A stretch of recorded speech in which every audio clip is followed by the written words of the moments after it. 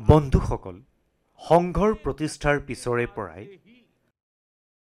ৰাষ্ট্ৰীয় স্বয়ংসেৱক সংঘই বিশাল উদ্দেশ্যলৈ আগবাঢ়িছে আৰু এই উদ্দেশ্য হৈছে ৰাষ্ট্ৰ নিৰ্মাণ।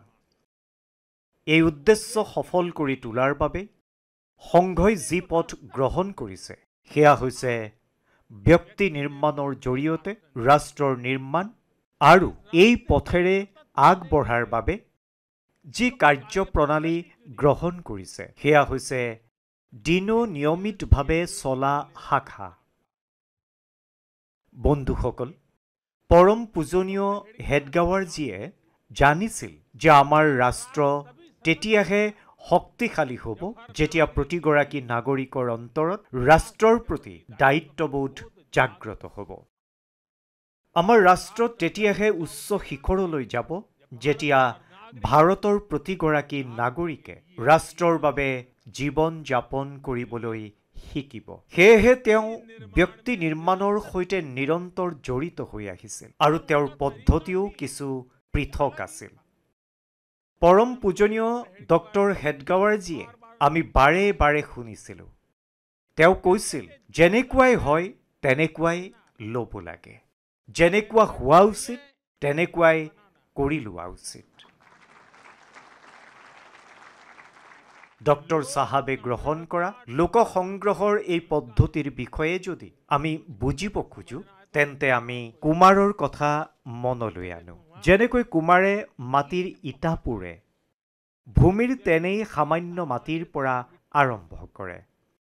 কুমাৰে মাটিখিনি আনে, তাৰ পিছত কষ্ট কৰি তাত আকাৰ প্ৰদান কৰি জুইত পোৰে, নিজেও তাপ সহে, মাটিখিনিকো তপতায়। তাৰ পিছত সেই ইটাবোৰক একত্ৰিত কৰি তাৰে বিশাল অট্টালিকা নিৰ্মাণ কৰে। সেইদৰে ডক্টৰ চাহাবে তেনেই সামান্য লোকসকলক নিৰ্বাচিত কৰিছিল। তাৰ পিছত তেওঁলোকক শিকাইছিল, ভিজন প্ৰদান কৰিছিল, তেওঁলোকক গঢ়ি তুলিছিল। এইদৰে তেওঁ দেশৰ বাবে উৎসৰ্গিত স্বয়ংসেৱকসকলক গঢ়ি তুলিছিল। সেয়েহে সংঘৰ বিষয়ে কোৱা হয় যে ইয়াত তেনেই সাধাৰণ লোকসকলে মিলি অসামান্য অভূতপূৰ্ব কাৰ্য সম্পাদন কৰে। বন্ধুসকল, ব্যক্তি নিৰ্মাণৰ এই সুন্দৰ প্ৰক্ৰিয়া আজিও সংঘৰ শাখাসমূহত দেখিবলৈ পোৱা যায়।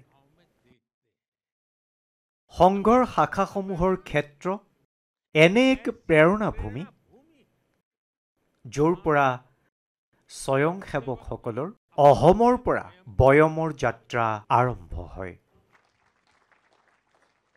সংঘৰ শাখাসমূহ ব্যক্তি নিৰ্মাণৰ যজ্ঞবেদী।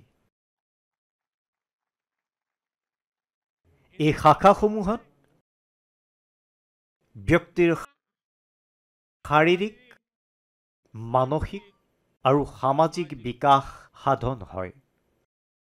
স্বয়ংসেৱকসকলৰ মনত ৰাষ্ট্ৰ সেৱাৰ মনোভাৱ আৰু সাহস দিনে প্ৰতিদিনে বিকশিত হয়।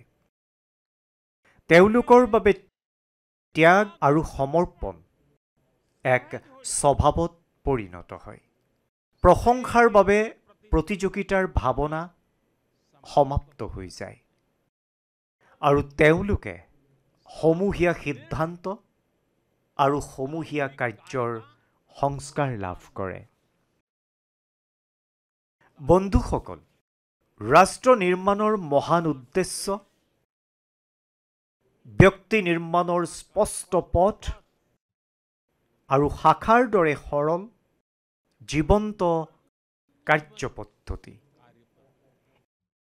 এয়াই সংঘৰ 100 বছৰীয়া যাত্ৰাৰ আধাৰ হৈ আহিছে।